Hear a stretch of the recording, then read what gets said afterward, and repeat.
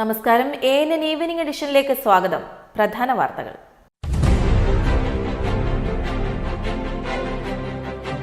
UK-യിൽ പഠനത്തിനെത്തുന്ന വിദേശ വിദ്യാർത്ഥികളെ കുടിയേറ്റ പട്ടികയിൽ നിന്ന് ഒഴിവാക്കിയേക്കും. വിദേശ വിദ്യാർത്ഥികൾക്ക് കടുത്ത ഭാഷാ പരിശോധനയും കൂടുതൽ ആസ്തിയും നിർബന്ധമാക്കില്ലെന്നും ചാൻസലർ ജോർജ് ഓസ്ബോൺ. നിലപാട് ഇന്ത്യൻ വിദ്യാർത്ഥികൾക്കും ഗുണകരമാകും.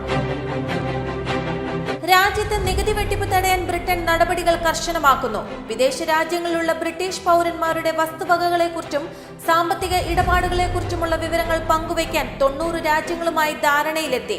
നടപടികൾ ജനുവരി മുതൽ.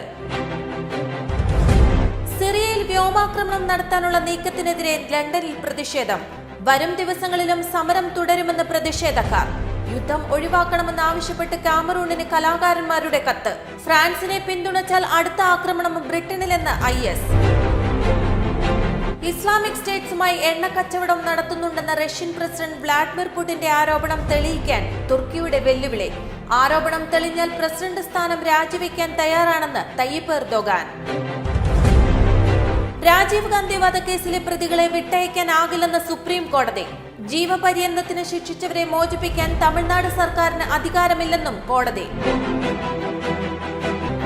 പ്രവാസ സമൂഹവുമായി ബന്ധപ്പെടുന്ന വാർത്തകൾ ANNGlobalNews@gmail.com, anandnewsdesk@gmail.com എന്നീ ഇമെയിൽ വിലാസങ്ങളിലൂടെ ഞങ്ങളുമായി പങ്കുവയ്ക്കാം. യൂറോപ്പിലെ വാർത്തകളും വിശേഷങ്ങളും ഞങ്ങളെ അറിയിക്കുന്നതിന് 02085866511 എന്ന നമ്പറിലും ബന്ധപ്പെടാവുന്നതാണ്.